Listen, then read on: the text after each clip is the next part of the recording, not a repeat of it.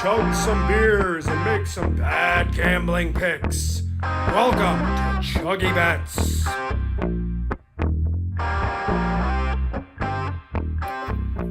Matto, I'm looking at this Michigan schedule, and they just haven't played anybody.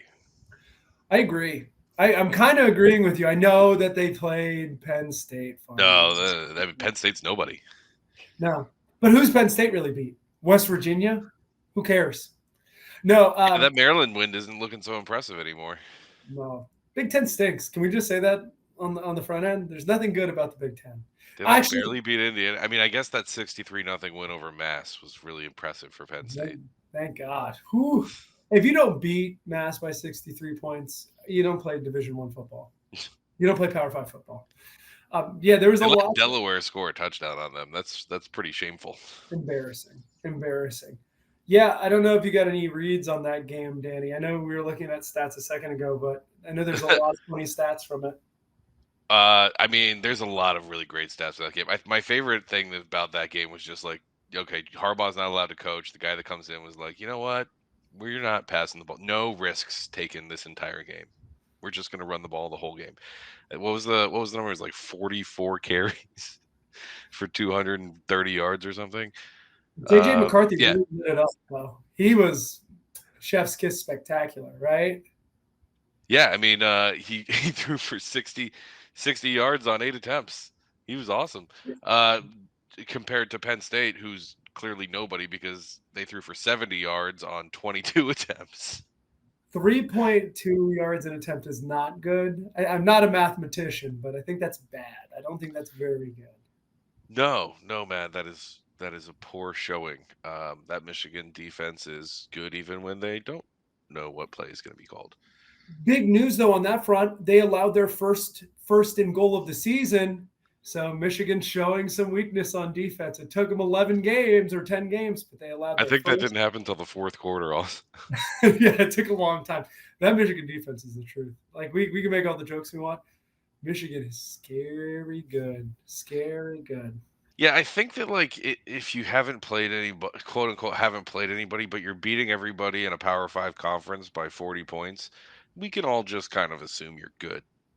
I think what's the next step up? Playing the Carolina Panthers? Like I don't know where else they can go in order to play someone that's the Canadian Football League. The Alouettes are having a hell of a year. They go Argonauts. They go win the national championship and the Grey Cup in the same year. Now that is some unprecedented shit. You're gonna get a raise for that. Getting the trophies, man. You got to stack trophies like soccer. One of the biggest takeaways I had from the game was Sharon Moore, the interim head coach that was taking over for Harbaugh here. I don't know if you before we get to that, my biggest takeaway from this, and I just want to say this and then we can forget it. There are other schools out there that if we got caught doing the same thing they did, our coach would have been suspended for more than just game days. We would have gotten a stiffer punishment than just I can't coach for a couple of games, but I can still be for all the practices. So what do you think would have happened if it was Wisconsin, right? A pretty good team, but a team that's not in a national title hunt. Do you think that the penalty would be much worse, right? Even in the conference. Yes, but I think that if it was like Florida State even, but like a Miami or it happened to SMU, there's other schools out there that have had huge punishments that, if we were competing for a title, they would have taken everything from us. Yeah, that crazy vacuum salesman was really, really messing up everything at Michigan. What was Connor Stallions doing? Like as a hobby, he was like disassembling and fixing vacuums on Amazon. I didn't get the full. He had like an eBay store. Where he bought and sold vacuums, and he was supposedly restoring them, but according to the reviews, not doing such a good job restoring them. That was a really funny bit on the Le Batard show. He also had a 400-page manifesto on how he would become a legend at the University of Michigan. He sounds like a dangerous person. Not the kind. I mean, his goatee aside is dangerous, but his whole like persona is not something you want around a bunch of college kids.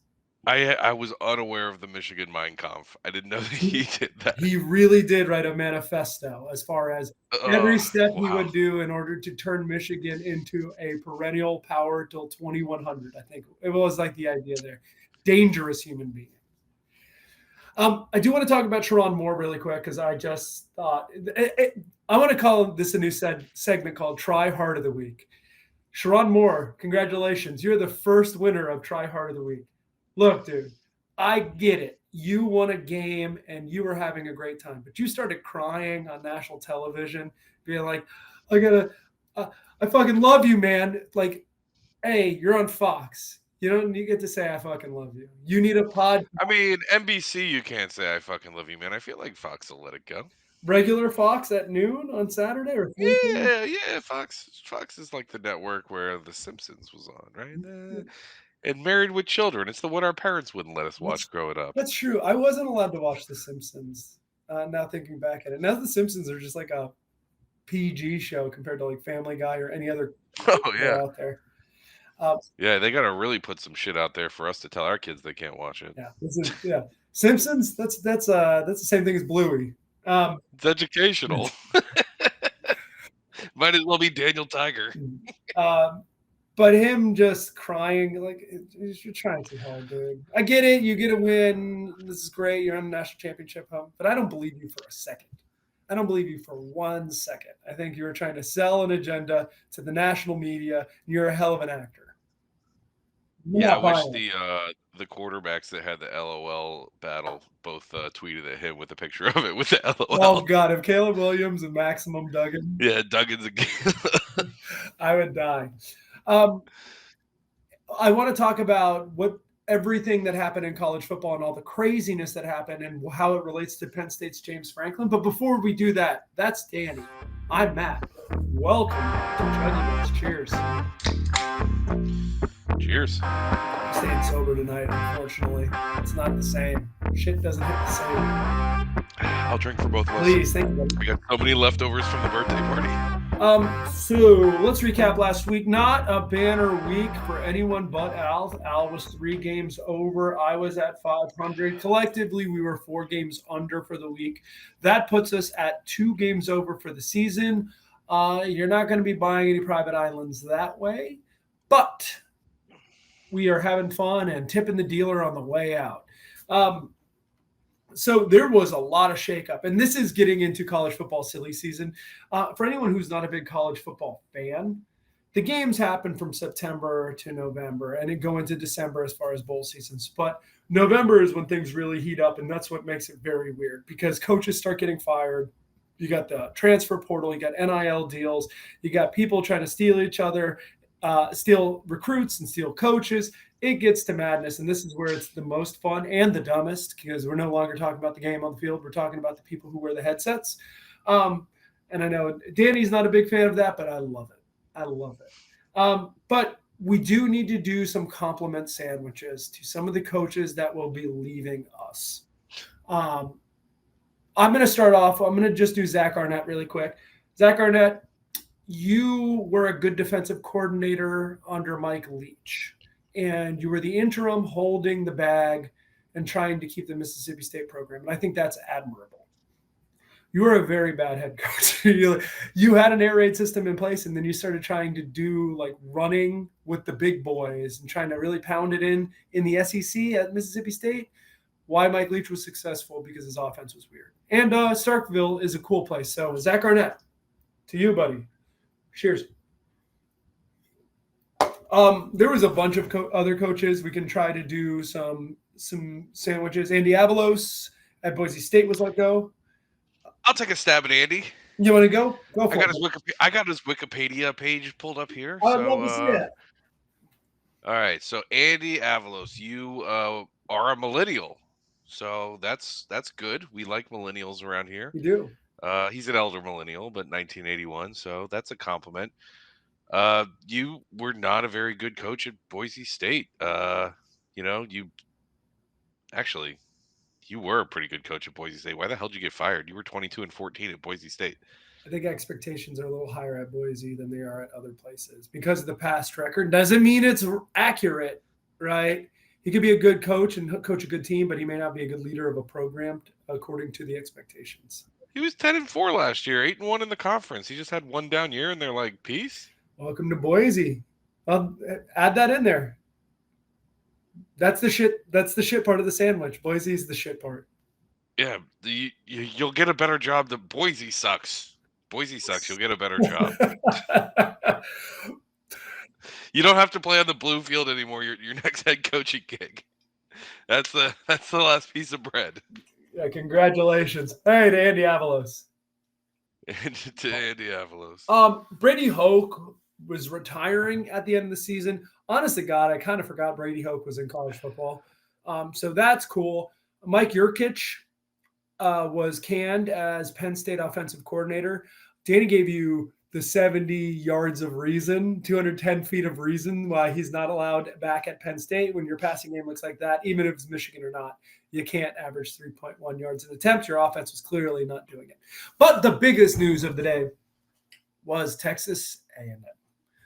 Jimbo Fisher, who was stolen overnight in a fleecing of Florida State in 2017, has been let go from Texas A&M. The financial impact of this decision is astronomical. The Sexton, his agent, who's like a notoriously good college football head coach agent, I think he represents like 75% of them. He gets 100% of his buyout of the remaining contract. So that's $72 million. Danny, do you have the distribution of when that gets paid out pulled up? I don't have it pulled up right now, but I from memory, I believe it was like 42 million in 60 days and then 7 million a year until 2031. Woo! Your boy's getting paid. And there's no clawback clause. So if he starts coaching somewhere else, he can get the money. That money and that money. He's going to be the richest coach in college football for like the next 10 years because he's going to be getting double paid. And if you want Jimbo Fisher, like his name does carry a little bit of weight. So just, I know this isn't part of your compliment sandwich, but just since like 2022, Group of Five and Power Five programs have paid $150 million to coaches to not coach football games. And I think that maybe we should stop using it's too expensive to pay players to play football games when we're spending that much money to pay coaches not to coach football games. Yeah, I think that's a good idea. I will say that his record was 45-25, 64% of the games he coached, he won. Not a great number, but a very challenging side of the SEC. So I'm not surprised with anything here. I do want to talk about this a little bit more, but his SEC record was a little below 500, wasn't it? Let me see if I can pull it up. I'll look that up while you talk, bud. Let's do the compliment sandwich to send Jimbo Fisher out. I'm trying to think of a good thing. Jimbo Fisher, you did win a national championship at Florida State. So you're in a prestigious group. There's not many national championship winners out there. Your time at Texas A&M was a disaster. What you left at Florida State was a disaster. You're a disaster of a human being who will be rich and keep being rich because of your ability to be a turncoat. And congratulations on Texas A&M for being really rich. Super cool to have that much money. So to Jimbo Fisher. Welcome. To Jimbo Fisher, who was 27-21 in the SEC, but that was kind of inflated by that 8-1 COVID season. That COVID season was a weird one. I mean, it counts. If you take that, it counts. But if you take that one out, he would have been 19-20. Yeah. So a lot to take away from here. While I don't think of Texas A&M being a signature job, right? It's not Georgia. It's not USC. It's not Ohio State. There's Texas. There's some jobs up there when they come available, everyone comes running. There will be a lot of candidates for this position because they clearly have the administration and the boosters at Texas A&M have enough money to get rid of, to just flippantly throw $72 million out the window, right? With that being said, they're not going to be. I don't understand why they didn't buy Alabama's offensive line then. Seriously, man, we could talk about the Florida State Miami game. That freaking center, holy hell, the kid from UCF is tremendous. But The whole fallout is you're going to see college football's landscape change pretty dramatically because of this. Now, the coaches that are considered or on the early nomination list to fill the role is Dan Lanning, who's the head coach at Oregon, Mike Norvell, who's the head coach at Florida State. You got Lance Leipold, who's the coach at Kansas, who's been awesome. You got Kansas State's coach Chris Kleiman, who's been awesome, and there's various other people. Let me ask you a question, Beto. Yeah. Why do they only care about who's playing well this season when they're looking at college football coaches? Like Mike Norvell never would have been considered for this coaching job. What, 2 years ago? 2 years ago, he definitely wouldn't have been considered. He was going to get fired from Florida State, and like Memphis wouldn't even have wanted him back. He was nothing, and then like he turned it around, and now he's like, oh, now Mike Norvell needs a huge raise, and everybody wants him to as their coach. Like, it just doesn't make any sense to me. Like, look at a body of work. Yeah, but that's even more impressive. If you want to use Mike Norvell as a comparison, what do you got left with from Willie Taggart is bad. COVID hits, and you can't meet the kids and the coaches and people in the state of Florida and make those connections. It's really hard to get players, right? And that's where everyone's criticized Norvell's use of the transfer portal. But it's been the saving grace of Florida State. Now their recruiting class looks great. Right, it's a matter of building a program, but what we had on the roster at Florida State was terrible. I do think he's a good program builder. I don't think he'll ever be an exceptional recruiter, like ever. That's just not his MO. He's a good X's and O's guy where there's other coaches. College football is really built on Jimmy and Joe's guys, primarily. Yeah, to an extent. I think that he got pushed into a school that, while it has name brand value, it is not the easiest recruiting sell to get people to go to Tallahassee. They go to Tuscaloosa. They go to a small. If you're saying like from geography, all right. Well, Florida State isn't dropping the same bags that Alabama is. All right. No, probably not. I think our NIL is probably like 8th best. I mean, still pretty competitive, right? Right. Right. Well, I think the illegal bags, we were both schools kind of handcuffed because we had a little more scrutiny on us, and I think that in the ACC, they really wanted us to do things the right way and everything. And I know in the SEC, everybody was looking the other way, and there's a reason all those players were going there. But yeah, so he came into the COVID situation to Florida State, and he had a bad first year. His first season during COVID was bad. It was very bad. His second season also rough. Jordan Travis also couldn't hit the broadside of a barn that season. Not good. Yeah, every throw went over everybody's head. And then suddenly Jordan Travis starts throwing accurately, and everybody thinks Mark Norvell's a really good coach. Maybe quarterbacks just need a couple of years to get good sometimes, and he was willing to wait him out instead of firing Travis. Maybe that was his big thing he brought to the program. He was patient. Yeah. And nobody at Texas A&M is going to sit there and be like, oh, we're going to be patient with our next coach and our next quarterback. You're right. That's a really good point, right? When you're dropping those kind of bags on coaches, your expectations are accelerated tremendously, right? We're only 2 years off from Texas A&M. Now, I'm going to use air quotes on this, getting the best recruiting class ever. They had hit like number ones and blue chips at an astronomically high rate. And that comes with money. But you still need to be a decent coach, right? Like the Jimmies and Joes can get you places. And you have to make sure these Jimmies and Joes are actually Jimmies and Joes. Like they're really blue chips and they're not just – you're not doing you got to do your due diligence with the actual players in person. Make sure that their measurables are right and blah, blah, blah. But I think the bigger thing on that is they have to be more than big, strong, and fast. Miami made that huge mistake after 2002 when Coker was heading up our recruiting. We only got big, strong, and fast guys, and we didn't have enough football players. Yeah, Willie Williams, still the greatest friggin' linebacker I've ever seen. And him not to make a dent on University of Miami is crazy to me. I'll never forget Willie Williams. And you have to have people that are team oriented. I mean, football's it's a hard sport, man, and to excel at it, you got to be really committed. So, yeah. Do you guys want to talk about who you'd want to see as the head coach at Texas A&M? I got a couple that would make me giggle. Jeff Fisher. That's who I want. Jeff Fisher. Oh, that is hilarious, actually. You're going 6, maybe 7-5, maybe sometimes, but 6-6 for sure. Mm-hmm. I've seen Dan Campbell's name get floated, which is the dumbest option because he's killing it as the Detroit Lions head coach. Detroit. That's like perfect for him. He played He's tight end there for a little while, didn't he? Yeah, he was also like a very proud booster of Texas A&M, but I Oh, he don't. was? Okay.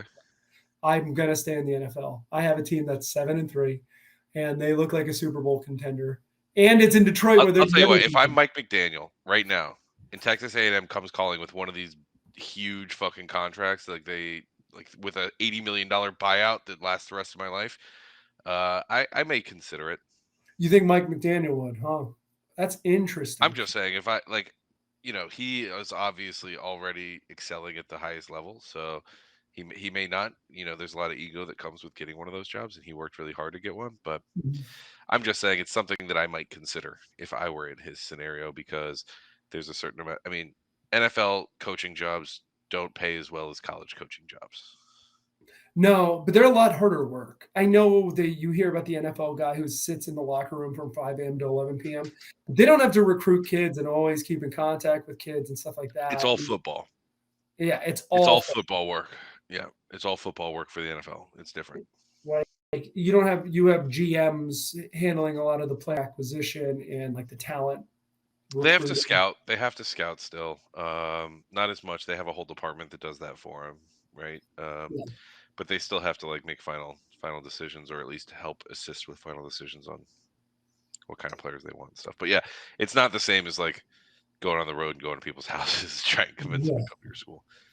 the old dial for dollars. How about Deion Sanders? Do you think Deion Sanders would be funny at Texas A&M? I think it would be hilarious because That actually is the dream scenario, but that is the best. That is the best scenario. Just all the money in the world, give to Dion, let him see if he can do it at the biggest stage. I can't think of a better option. I mean, Lane Kiffin's name's going to be thrown around. that's I like hilarious. I That's like Lane hilarious. right where he is, though. I think he's I love him at an SEC school that I don't care about, so I can kind of root for him. Right? It's also like I liked the last time I liked that school was when Eli's brother, or yeah, Eli played there, Peyton's brother. Mhm. Yeah, So that's like a good spot for him. He can kind of be crazy and stay crazy there. I feel like A&M comes with different kind of expectations. responsibilities. Yeah, I responsibilities. think he would be very bad at A&M, but I think it would be hilarious. I'm going to play a little roundabout math here. What I want to happen is Gus Malzahn, Arkansas fires Sam Pittman. I think that's going to be coming any day now. I want Gus Malzahn to go back home to Arkansas, and I want Lane Kiffin to try to build his roots in Florida at UCF. I think it would be terrible for us as Florida State Miami fans because he's going to do really well there. Um, I just think it would be a fun job. It's kind of counterculture. I think it would fit his personality really well, and he could do whatever the hell he wants. Yeah, I think he had that at FAU, but I think the program was just a little too far behind where he wanted to be. And you saw what he built there. It was like a team that was winning their conference. Yeah, It was a good team. They were putting out NFL players. So I think he could at a school like UCF, who's now in a major conference. He could very well make that happen there. And that I want that. I would like that very much because his offense is perfect for the Big 12, especially Sans, Texas, and Oklahoma. He'll kill that shit. yeah, yeah, absolutely. Um, I think that would be the most hilarious ones. Bill Belichick makes me laugh too, but that's just how it's so far gone. We'll talk about the NFL pod, but Bill Belichick's getting around, huh? You see this? His dirty work, him stepping out of an apartment in South. He's shirtless at 6 a.m, which I did wasn't not his. see that. Whoa, we'll talk about it more in the NFL. It's delightful. It's dirty. Dirty, dirty Bill Belichick. Yeah, so I'm just interested to see what the fallout is and see what coaches go where. One final note: if Texas A&M is going to go after like a Norvell or a Dan Lanning at Oregon, it's interesting about the short-term versus the long-term focus. They probably want to name a coach sooner rather than later. And I think they fired him after a win in order to get a jump on the market and make sure they get the first opportunities. Them and Michigan State have the first opportunities to choose coaches and try to get some normalcy before early signing period is here in the middle of December. There's a chance Lanning and Norvell may not be available before then. So if they are thinking for the long term and they're willing to say, oh, screw this recruiting class and watch 20 guys hit the transfer portal and we'll figure it out in the next couple of years. And if they have that patience, which I have never seen from Texas A&M, they may be able to get those guys. Or they're going to have to go after something that's more ready-made, right? Chris Kleiman at Kansas State's a great coach. Love him. He's up there with Uncle Kyle as far as being an awesome coach. So I think it's something to monitor here. If you don't hear anything coming in the next 3 weeks, I think you may see a bigger fish on the hook than you were originally expecting in order to save early signing period. I have a feeling A&M is gonna pull somebody from the NFL. You think so? do. I'd rather coach in the NFL all day. It's such an easier job. I know it's a lot of work, but I think they're both, obsessive jobs where you work 20-hour days. But I just have this feeling that that's the route A&M's going to take, and they're not going to just go do the thing they did with Jimbo and take the most successful college coach that will accept their money. yeah. I mean, it's a crazy time, right? We saw a Notre Dame coach leave Notre Dame to go to LSU, and we saw a coach leave Oklahoma to go to USC, right? These are all four of those are signature programs. So I don't know how this is going to play out, but Brian Kelly going from Notre Dame, which seems like a dream scenario, to LSU. Oh, one more funny one. Urban Meyer. Do you see Urban Meyer at Texas A&M? I don't. I think he would need a comeback tour first, but he puts out a book. I mean, if they need to save money after this Jimbo buyout, Urban would come cheap right now. He probably would, but I do think Texas A&M is going to drop a bag that is like 15 million. Saban makes 11.6. I think they're going to blow that out of the water, and you're going to see a lot of people coming for $15 million and the eternal buyout. I think Texas A&M has like the biggest endowment of any college, including like the Ivy League. I know that oil is good. It's good to get that Texas tea. We've been in 26 minutes here. Let's make some weekday picks. What do you say, buddy? Did you want to update the bad team draft first? No, we'll save that for the next one. Okay. I'll make sure to pass those notes along. Cool. So got a lot of action this week, Dano. Love action on a Tuesday and Wednesday. Question for you. Do you hate when other conferences play on Tuesday and Wednesday? No, I just call it Maction anyway. Conference USA is Maction? Yep. Louisiana Lafayette in the Mid-American Conference. No, I like that. That shit's great. I'm going to take us Tuesday at 7 p.m. I see Western Michigan is going to Northern Illinois. 55 is the number I was looking at, and it feels like too many. It feels like a touchdown too many. I will be taking under 55 in Western Michigan, Northern Illinois. Akron. Sorry, you got something? Oh, no. I just think directional Michigan teams are terrible, so I think that's a good choice. I don't think they can score points. So let's go Akron, Eastern Michigan. Danny, I will let you explain your side first, and I will try to figure out what Andy's doing. I think I already explained my side. The directional Michigan teams are bad. So you are taking 4 points with Akron. Yeah, I got 4 with Akron. That's really it. I don't have like a lot of positional X's and O's analysis for this one. I'd be lying if I said I did. Andy is going to lay the 3.5 at home. To Danny's point, with Eastern Michigan, to Danny's point, if this game was on a neutral, it'd be almost a coin flip. So Danny does bring up a good point that directional Michigan's, well, Akron has been very bad. Directional Michigan may be equally as bad. So they're both kind of bad. That takes us through the Tuesday slate. We got nothing on Toledo and Bowling Green State. On Wednesday, Danny and I are going head-to-head in Buffalo, Miami of Ohio. Dano, what are you doing here? So this total is super low. It's about 40, and I like if I can get around 10 points in a total that low, I'm going to take it a lot of the time. So I'm going Buffalo +9. Yep, I get that, but Miami of Ohio is a lot better, and they've been playing better. I like them here a lot. I think they are in the – let me pull up the standings really quick. Let's pull up our MAC standings and see where we see for the MAC championship. This is an exciting podcast. Miami of Ohio is 5-1 in conference. This win will put them into the MAC title game to face Toledo. So I think this game is going to matter, and I think they're going to want to do it with some style. So lay the 9.5 with Miami of Ohio, in my opinion. Okay. Thursday night, we got some ACC action. Danny, I'd love to get your read on this as an ACC guy. Boston College going into Pitt. Pitt has been very bad this year. Very bad. Boston College has been surprisingly good this year. They're already Boston College has been, I would describe as up and down. Up and down, but they're bowl eligible already, right? 6 wins is pretty good. I mean, I didn't think they would have 6 wins on the season. For them to be sitting at 6-4 is. I don't have it off the top of my on the tip of my tongue, but they have a stinker of a loss on there. Oh, I think it's Northern Illinois. Yeah. Yeah, so Boston College is sitting at 6-4, 3-3 in conference. Pitt is 1-5 in conference and 2-8 overall. When you see lines like that and Pitt's the favorite. They also just lost to Virginia Tech 48-22. So yeah, Virginia that's Tech recent. They only barely beat Army. Like Boston College, that's what I mean by up and down. Yeah, okay. They beat Georgia Tech, who's beat some very, very good ACC teams, right? Yep. Boston College they have a lot of wins. So Andy is laying the 2.5 with Pitt. I have a hard time thinking this is a game on a neutral site. I do think there's some weird betting games this week. Washington, Oregon State is a really weird one also. This one looks weird, but if I had to do it, I don't understand why Pitt's the favorite. I'd probably lay it the 2.5, and that's what Andy's doing.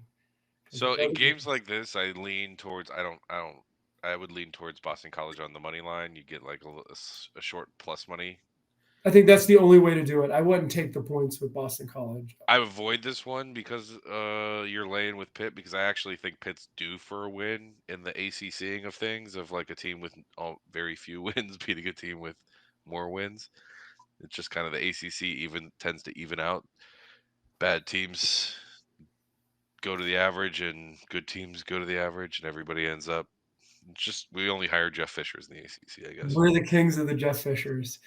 Duke, North Carolina, the other day, who could not lose? Not who could win this game, who could not lose and don't go overtime. Exactly. And then Friday night, we're going to end at a game at 10:30 between the two worst teams in the Pac-12, which is crazy to think about when you say Washington State, who started 4-0. Really exciting stuff, have lost their last 6. And you got Colorado coming into town, 1-6 in conference, 4-6 overall. Not a really good game here at all. Andy is laying the 4.5 with Washington State. Probably is the right side. I don't know what else to say about it. I mean, Colorado has a win more recently, I think.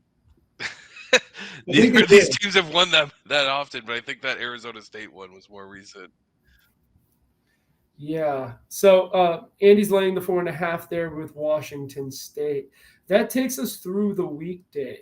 So follow up with us. Next podcast coming up, we're going to go through all the Saturday slate. There's some really interesting games on there. I wouldn't say that they're amazing, but they're really interesting, and we'll have some really good analysis here. We'll go into the bad team draft, do some other fun things as well. Danny, anything you want to add before we head out? No, I'm good. Chelsea, the best draw of the weekend. It was a great draw.